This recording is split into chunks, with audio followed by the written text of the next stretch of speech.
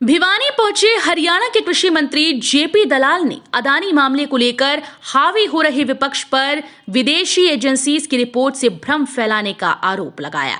साथ ही कहा कि विपक्ष का साथ लोग तभी दे सकते हैं जब वो ड्रामा करने की बजाय अपने पुराने गलत कामों की माफी मांगें। भिवानी के लिए बड़े सौभाग्य की बात है कि हमारे भारतीय जनता पार्टी की प्रदेश कार्यकारिणी कार्य समिति की बैठक जो है यहाँ हो रही है और 2 दिवसीय कार्यक्रम है। आज प्रदेश पदाधिकारियों की बैठक होगी जिसमें हमारे जो संगठन महामंत्री हैं वो होंगे, प्रदेश अध्यक्ष ओम प्रकाश धनखड़ जी होंगे और केंद्र के नेता भी होंगे।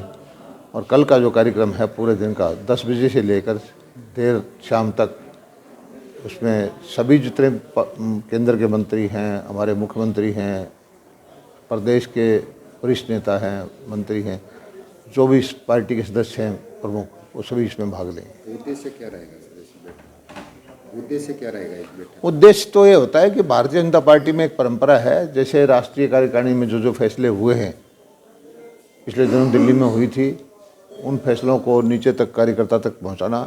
हमारे ये पहले राष्ट्रीय कार्यकारिणी होती है, फिर प्रदेश कार्यकारिणी, फिर जिला कार्यकारिणी, फिर आखिर करते करते बूथ स्तर तक हमें पहुंचना होता है।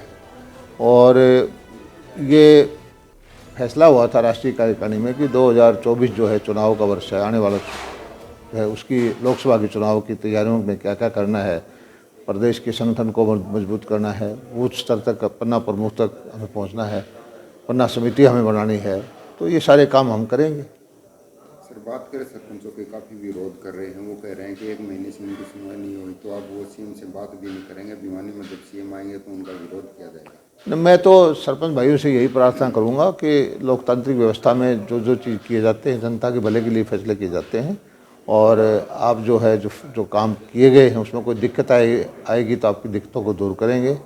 और आप सरपंच का भी यही है मकसद, चुने हुए प्रतिनिधियों का भी ये मकसद है कि ज़्यादा से ज़्यादा जो है विकास के कार्य हों और जनता की सेवा हो।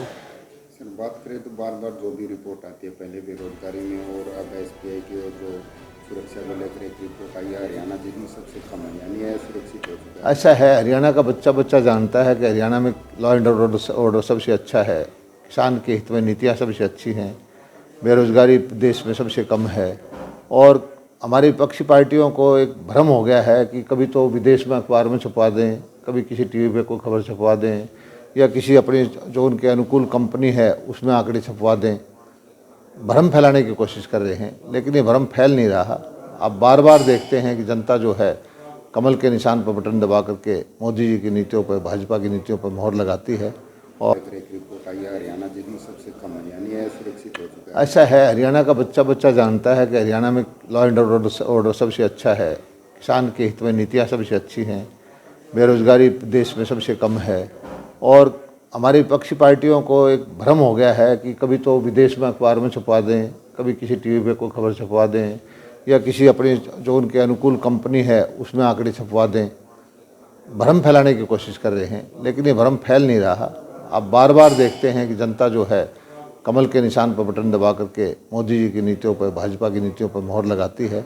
और विपक्ष के नेताओं को ये समझ लेना चाहिए कि वो इस तरह के भ्रम फैलाने की कोशिश करेंगे तो जनता इसको स्वीकार नहीं करेगी। सर बात करें विपक्ष की काफ़ी कमज़ोर दिखाई देता था, लेकिन अब संसद में हटाने का जो मामला है, सरकार को घेरे हुए, क्या मानते हैं कि सरकार पर हावी हो रहा है? क्योंकि PM जो मोदी हैं, अब ये विपक्ष वही चीज़ कर रहा है कि जो मैं बता रहा हूँ कि हर 2 साल में कभी किसी नाम से, कभी किसी नाम से, कभी किसी विदेश के अखबार में छपवा करके, किसी विदेशी कंपनी से कहलवा करके ये भ्रम फैलाने की कोशिश करते हैं।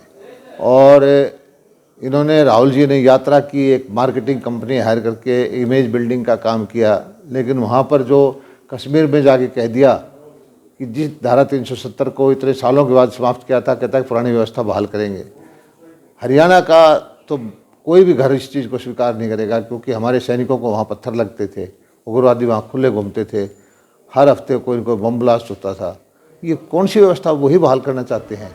तो ये इन चीज़ों को जनता स्वीकार नहीं करेगी, ये कितना ही ड्रामा कर लें। इनको जब तक जनता के अंदर जा कर के उनकी आने वाला अपने भविष्य का रोड मैप दिखाएं, पुराने जो गलत काम किए उनके लिए क्षमा मांगे, तभी जनता इनको स्वीकार कर सकती है।